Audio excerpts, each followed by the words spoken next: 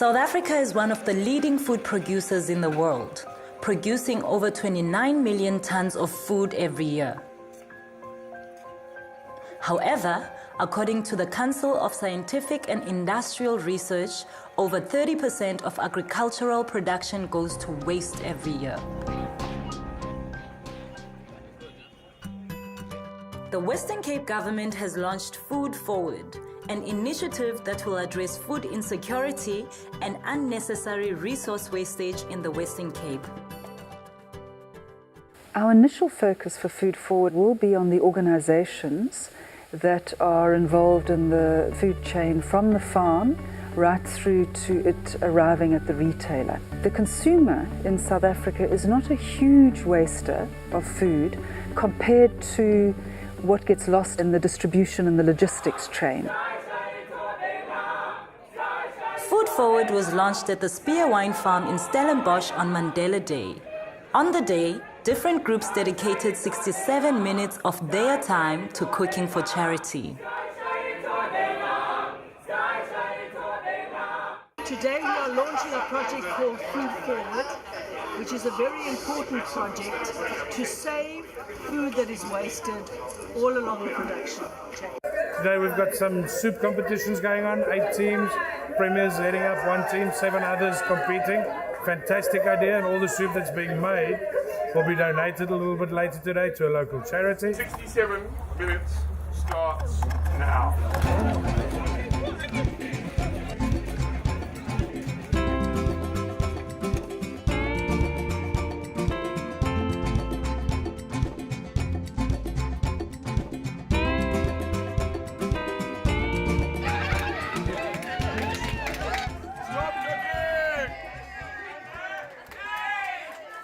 For the best soup and probably the most interesting bribing, the team that wins today is team number 8.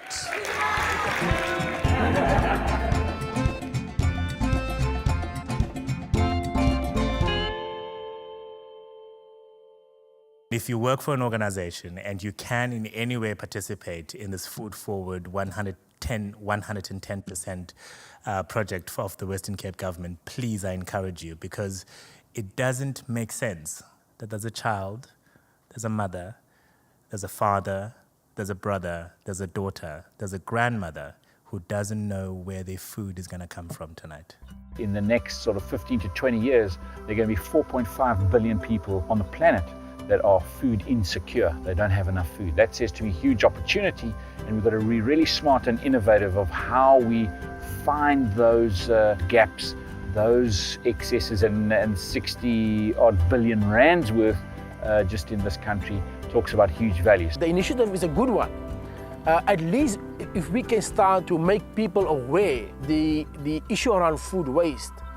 Now this is a huge injustice, and there's something definitely wrong with our food system. How come we have so much waste, but at the same time we have so much hunger?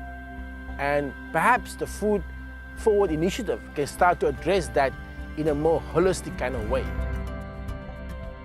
There really needs to be a lot more research around food waste and food loss in South Africa, but our findings were in line with a lot of the other global studies that we were losing between 30 to 40% of food between production and consumption.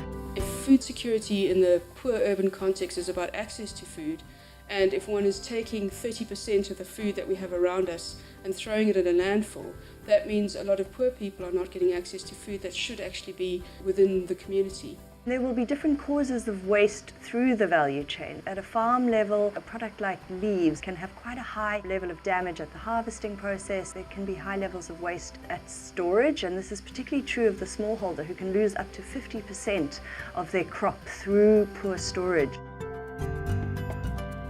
Cape Town Food Market has a number of initiatives in place to reduce food waste. Our food unfit for sale is sorted, separated, and goes to various initiatives such as the Food Bank, who serves a multitude of people within the Western Cape. We also have an exciting program called Food on the Table, and they feed an average 45,000 people per month, which is a huge amount of people considering the high amount of people who do not have a meal on their plate every single day. Last year, Food Bank South Africa distributed 3.3 million kilograms of food to 400 non-profit organisations who averagely serve around 100 beneficiaries each. All the food that Food Bank South Africa accepts and distributes must be within its best before date and fit for human consumption and suitable for the beneficiaries that we serve.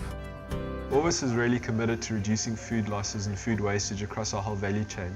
So that means we've got to dig in there and understand what's happening in the supplier side, as well as understanding what our customer behavior is that might contribute towards food loss, and our role in the middle of all of that.